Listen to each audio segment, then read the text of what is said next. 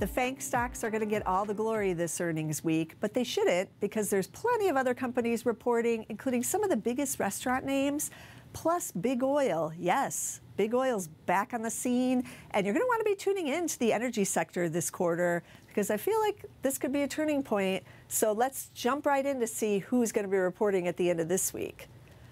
Now, we're going to be getting Domino's pizza. This is one of the big restaurant names, and it is among my favorites, as all of you know. It's got a great track record. It's beat 7 times in a row now, and it still has some of the best comps on the street for the restaurants. I don't know how they're still doing it, but they are. It's going to be really hard to get those comps year over year now because they were double digits last year, and that's just really impossible for most restaurant chains to continue to do. But Domino's may surprise us. Those shares are looking like they want to break out here in 2018, so this is one I'm definitely going to be watching. Then we're going to get Starbucks. Now, they too have a great track record, just that one miss in 2015, but as you can see, those shares are still really stuck. I own this stock in my own personal portfolio, and I'm hanging on, but how much longer are investors willing to stay in it when it's just zigzagging between this narrow range? So a lot of us will be really watching the growth story with this one. Is there a growth story? Is there any way that these shares are going to break out here again? I don't know, but I'm going to be tuning in.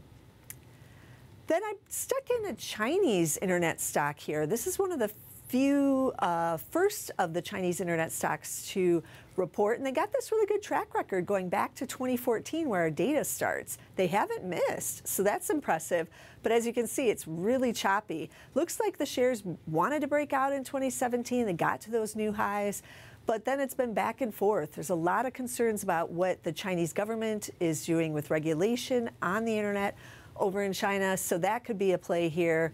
But if you're watching or you own any of these Chinese internet stocks, this is one you're going to want to watch. And then we're finally going to get to the big oil. Exxon, I think I covered them last quarter too, just for fun, but they did miss. You see those shares really plummeted on that miss. And then just, you know, as the oil, even though oil is rising, a lot of these stocks really sold off. They're just in a sector that's really hated right now by investors. So that's why I bring it. That's why I'm pointing it out, because what's hated at one point usually is loved again at another point. So this is one of those sectors, and you're really looking at more than just the earnings beat or miss with the energy stocks. Look at production, and you're going to want to watch CapEx too. And then I brought its competitor, Chevron. This chart looks a little bit better, but they too are coming off quite a big miss last quarter.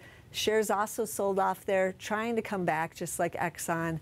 But as that price of WTI heads up towards 70, that's really what's going to drive these stocks. So again, also look at what they're doing with production and CapEx and what their drilling plan is like. That's all it's about. You got to get it out of the ground with these big oil companies.